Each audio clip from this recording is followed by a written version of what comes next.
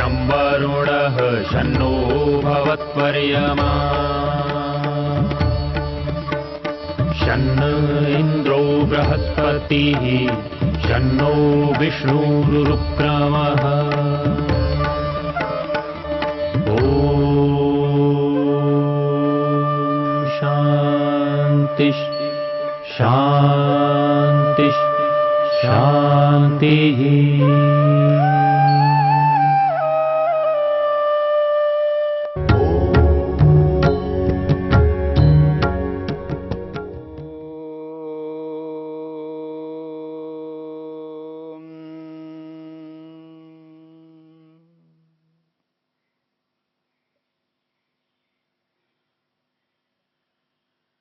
महर्षि वेदव्यास ने प्रश्न उपस्थित करते हुए इस बात को स्पष्ट किया है, आत्मा यानी जीव, शरीरधारी आत्मा पुरुष और संपूर्ण ब्रह्मांड, इन दोनों से भिन्न अलग ईश्वर कौन है? आत्मा, जीवात्मा, मनुष्य की सत्ता अलग है और एक जो ब्रह्मांड है उसकी भी सत्ता अलग है। ये दोनों पदार्थ हैं, इन दोनों पदार्थों की सत्ता, विद्यमानता अलग अलग है। अब इन दोनों से भिन्न तीसरा ये ईश्वर कौन है? ऐसे प्रश्न को उपस्थित करके ईश्वर को समझाने का प्रयास किया है। ईश्वर वह होता है जो क्लेशों से, कर्मों से, कर्मों के फलों से और संस्कार रूपी वासनाओं से भिन्न है, अलग है और पुरुषों में विशेष है, उसे ईश्वर कहते हैं। क्लेश कर्म विपाकाशयी अपरामृष्टः पुरुष विशेषः ईश्वरः कहा है। अविद्या, अस्मिता, राग, द्वेष, अभिनिवेश, ये 5 क्लेश होते हैं। इन पांचों क्लेशों के बंधन में ईश्वर कभी नहीं आता और इन्हीं 5 क्लेशों के अनुसार व्यक्ति कर्म करता है। राग द्वेष आदि से युक्त होकर के व्यक्ति कर्म करता है, पाप के रूप में या पुण्य के रूप में, और उस पाप और पुण्य रूपी कर्मों के कारण से मनुष्य को सुख या दुख रूपी फल प्राप्त होता है। उस कर्मों से, उन कर्मों से और उस फल से ईश्वर भिन्न है। और जब सुख या दुख रूपी फल को प्राप्त होता है, उस सुख से, उस दुख से आत्मा के ऊपर एक प्रभाव पड़ता है, यानी मन के अंदर उसका संस्कार उत्पन्न होता है, जिसे यहां पर आशय कहा है। वासनाओं को आशय कहते हैं और वासनाओं को संस्कार कहते हैं। इन संस्कारों से भिन्न ईश्वर है। तो इस रूप में क्लेशों, कर्मों, फलों और संस्कारों से जो सर्वथा भिन्न है और समस्त पुरुषों में विशिष्ट है, सर्वोत्कृष्ट है, उसे ईश्वर कहा है। और वह ईश्वर सदा से मुक्त है और सदा ईश्वर ही रहता है। ईश्वर कभी मनुष्य नहीं बनता और मनुष्य कभी ईश्वर नहीं बनता। इस सिद्धांत को 24वें सूत्र में महर्षि पतंजलि ने स्पष्ट कर दिया। जब ईश्वर इस स्वरूप वाला है तो अपने आप मनुष्य ईश्वर से भिन्न है। हां, दोनों एक ही जाति के हैं, क्योंकि मनुष्य भी चेतन है, यानी जीवात्मा चेतन है और ईश्वर भी चेतन है। दोनों चेतन हैं, परंतु चेतन होते हुए भी दोनों अलग अलग हैं, एक नहीं हो सकते। ये तो सामान्य बात है। जब हमारे सामने 2 घड़ियां हैं दो घड़ियां हैं, एक जैसी हैं, एक ही कंपनी की हैं और एक ही मॉडल की हैं, पर वो दो घड़ियां एक नहीं है, अलग अलग हैं, एक जैसी हैं। संसार में बहुत सारे पदार्थ हैं जो एक जैसे हो सकते हैं। जितने भी नॉन लिविंग थिंग है, जड़त्व के कारण से वो एक कोटि में, जड़ में आ जाते हैं। समस्त संसार जड़ है और जड़ संसार से जीवात्मा भिन्न है, अलग है, वो चेतन है। और चेतन आत्माएं आत्मा की दृष्टि से, जीवात्मा की दृष्टि से अनंत है, जिनको हम गणना नहीं कर सकते, गिन नहीं सकते। उसकी संख्या का हमें पता नहीं है कि कितनी संख्या है आत्माओं की। लाख है, 2 लाख हैं, करोड़ हैं, अरब हैं, 10 अरब है, खरब है, नील है, कितना है हम नहीं गिन सकते। हां, ईश्वर गिनता है। ईश्वर के ज्ञान में आत्माओं की संख्या निश्चित है और हमारी दृष्टि से, हमारे मन में, हमारी बुद्धि में आत्माओं की संख्या अनिश्चित है, असंख्य है। इस बात को समझने का प्रयत्न करना। मेरी आत्मा, आपकी आत्मा एक जैसे होते हुए भी दोनों अलग अलग है। मेरी बात को समझने का प्रयत्न करना। मेरी आत्मा, आपकी आत्मा दोनों एक जैसे हैं, पर दोनों एक जैसे होते हुए भी दोनों अलग है। मैं आप नहीं हूं, आप मैं नहीं हूं। मैं अलग हूं, आप अलग है। मैं के रूप में हूं, आप आपके रूप में हैं। हां, दोनों एक जैसे हैं। ठीक इसी प्रकार से जितने भी आत्मा हैं,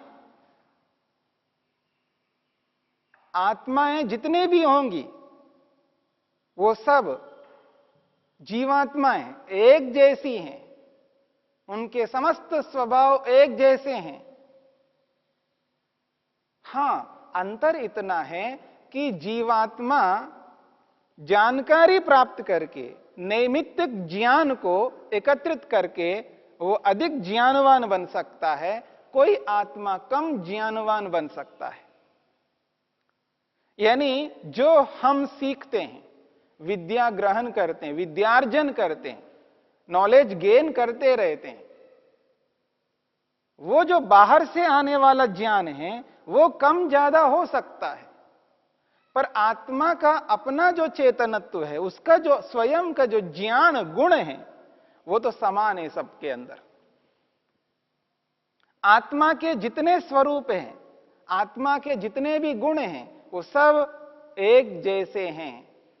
उनमें कोई अंतर नहीं है। बाहर से जो जानकारी हम प्राप्त करते हैं वो अलग अलग प्राप्त करते हैं, अलग अलग क्षमताओं से प्राप्त करते हैं, अलग अलग साधनों से प्राप्त करते हैं,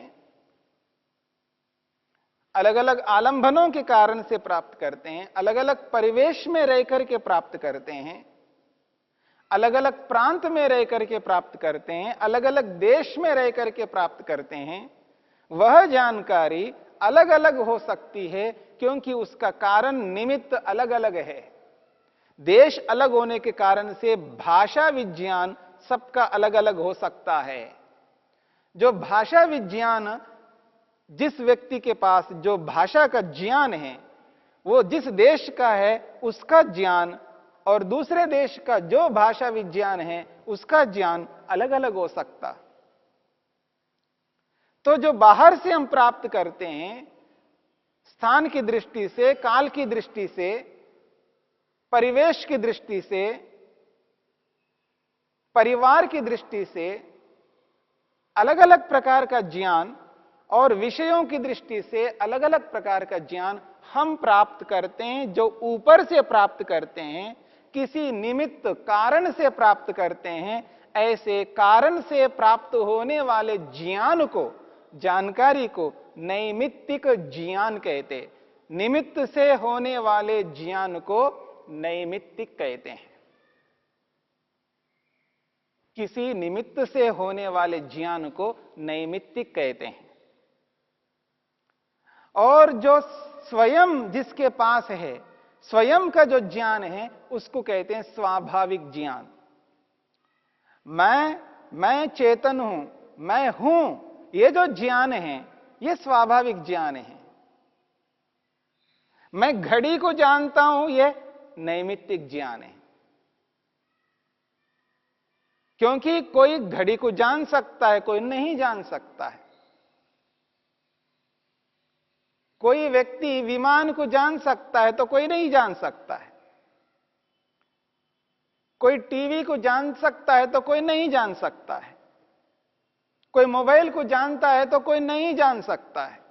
जो निमित्त से, कारणों से होने वाला ज्ञान है, वो नैमित्तिक ज्ञान कहलाता है, निमित्त से होने वाला ज्ञान है। और जो स्वाभाविक है, और स्वाभाविक ज्ञान सभी आत्माओं के पास एक जैसा है, एक समान है। तो जीवात्मा, आत्मा कहो, जीवात्मा कहो, जो मनुष्य शरीर में रहने वाली आत्मा है, वो अलग है और शरीर अलग है। यह भी याद रखना, शरीर एक अलग पदार्थ है, स्वतंत्र सत्ता है शरीर की, और आत्मा की स्वतंत्र सत्ता है। आत्मा अलग है, शरीर अलग है। और शरीर जो है पांच भौतिक है, पांच भूतों से उत्पन्न हुआ है।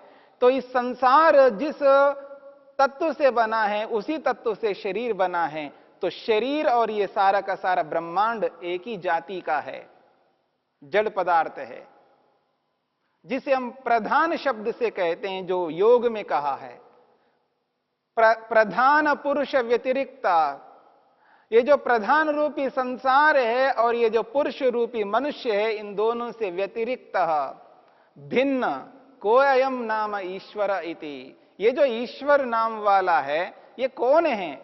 इस प्रश्न को उपस्थित करके महर्षि वेदव्यास ने ईश्वर के स्वरूप को जिस रूप में रखा है, महर्षि पतंजलि ने सूत्र के रूप में जैसा ईश्वर का स्वरूप रखा है, और उस स्वरूप को महर्षि वेदव्यास ने जिस रूप में व्याख्या करके हमारे सामने प्रस्तुत किया है, वह विशिष्ट है।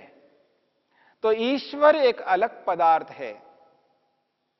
परमात्मा, ईश्वर सृष्टिकर्ता, सृष्टि का नियंता, सृष्टि का संहार करता एक ही है, उत्पत्ति करता एक ही है, पालन करता वही है, और संहार करता भी वही है। एक ही ईश्वर है। वो आत्मा से, जीवात्मा से, मनुष्य से सर्वथा भिन्न है।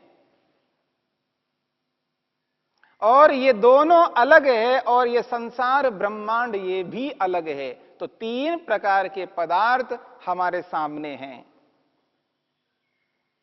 परंपरा से, वैदिक परंपरा से इसे त्रैतवाद कहते हैं। यानी ऐसा वाद, ऐसा विचार, ऐसा सिद्धांत जिसमें तीन प्रकार के पदार्थ हैं।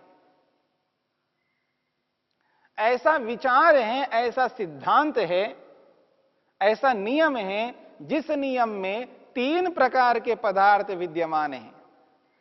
एक ईश्वर है और दूसरा आत्मा है, जीवात्मा है, जो शरीरधारी है, और एक सारा का सारा ब्रह्मांड है। ये तीन प्रकार के पदार्थों को स्वीकार किए बिना, इनको माने बिना हम कोई भी व्यवहार संसार में नहीं कर सकते। किसी भी व्यवहार को करने के लिए तीन पदार्थों का होना अनिवार्य है। इस बात को समझने का प्रयत्न करना। हम संसार में कोई भी व्यवहार जिस किसी से भी करते हैं, वहां पर तीन पदार्थ होते हैं।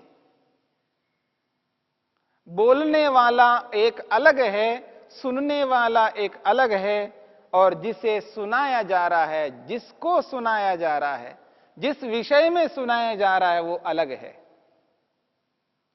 सुनाए जाने वाला विषय अलग है, सुनने वाला अलग है, सुनाने वाला अलग है। इस बात को समझने का प्रयत्न करना।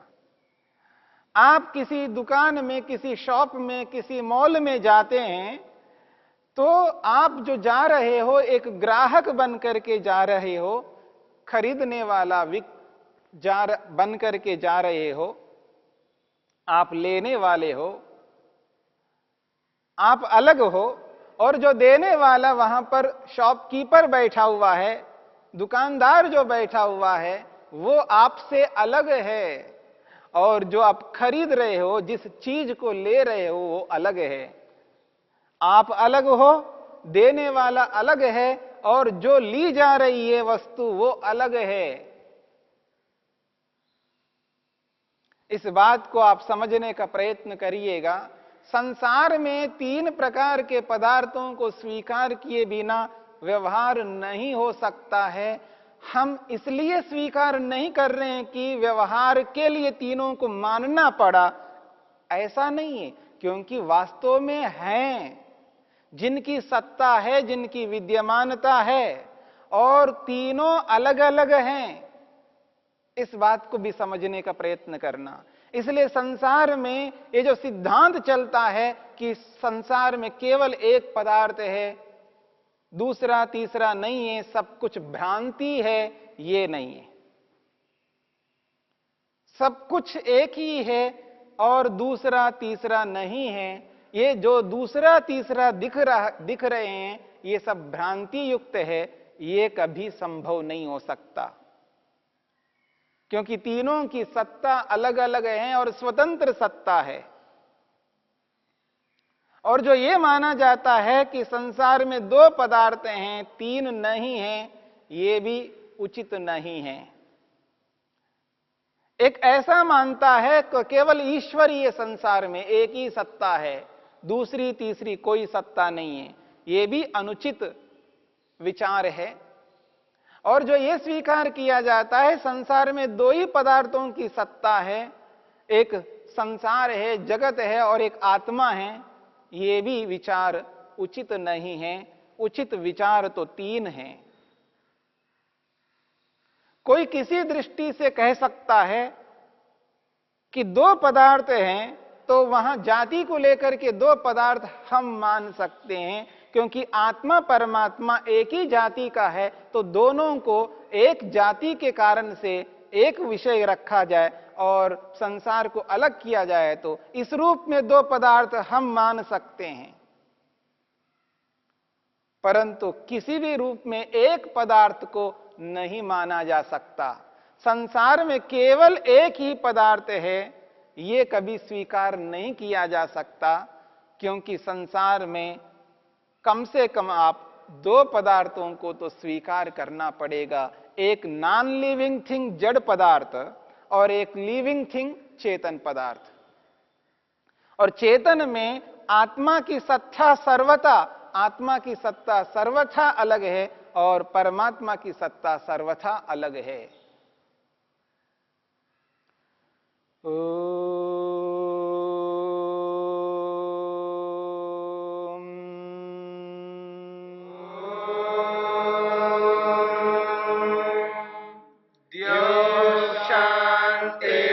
शांतिरंतरिक्षं शांति पृथिवी शांतिरापः शांतिरोषधयः शांतिः वनस्पतयः शांतिर्विश्वे देवा शांतिर्ब्रह्म शांति सर्वं शांति शांतिरेव शांति शामा